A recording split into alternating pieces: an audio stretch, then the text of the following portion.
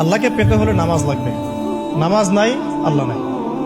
ওয়াস্তাঈনু বিস-সাবরি ওয়াস-সালাহ, তোমরা সবর এবং সালাতের মধ্য দিয়ে আল্লাহর সাহায্য প্রার্থনা করো। আমরা এই জন্য নামাজে বলি ইয়াকা না'বুদু ওয়া ইয়াকা নাস্তাঈন, আমরা শুধু আপনারই ইবাদত করি এবং আপনার কাছেই সাহায্য প্রার্থনা করি। আল্লাহকে পেতে হলে নামাজের কোনো বিকল্প নাই। যে ব্যক্তি নামাজ পড়ে না আল্লাহর সাথে তার কোনো সম্পর্ক নেই।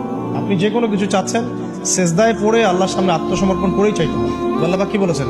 সেজদা করো, নিকটবর্তী হও।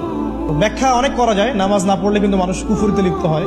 যে ব্যক্তি মান তারাকা সালাতান মুতাআম্মিদান ফাকাদ কাফারা, যে ব্যক্তি সালাতকে অস্বীকার করে, ফরজ নামাজকে অস্বীকার করে, সে ব্যক্তি কিন্তু কুফরিতে চলে যায়। বাইনা রাজুলি ওয়া বাইনা শিরকি ওয়াল কুফরি তারকুস সালাহ, একজন মুমিন বান্দা এবং অমুসলিমদের মধ্যে পার্থক্যই নামাজ। এক বাক্যে নামাজ না পড়লে ইসলামের রশিটা কেটে যাবে। মুআয বিন জাবালকে নবী সাল্লাল্লাহু আলাইহি ওয়াসাল্লাম বলেছেন, কেউ যদি সালাতকে ইচ্ছা করে ছেড়ে দেয় সে ব্যক্তি আল্লাহর জিম্মেদারি থেকে মুক্ত হয়ে যাবে। তার উপর আল্লাহর কোনো জিম্মাদারি নাই, আল্লাহর নিরাপত্তা জিম্মাদারি থেকে সে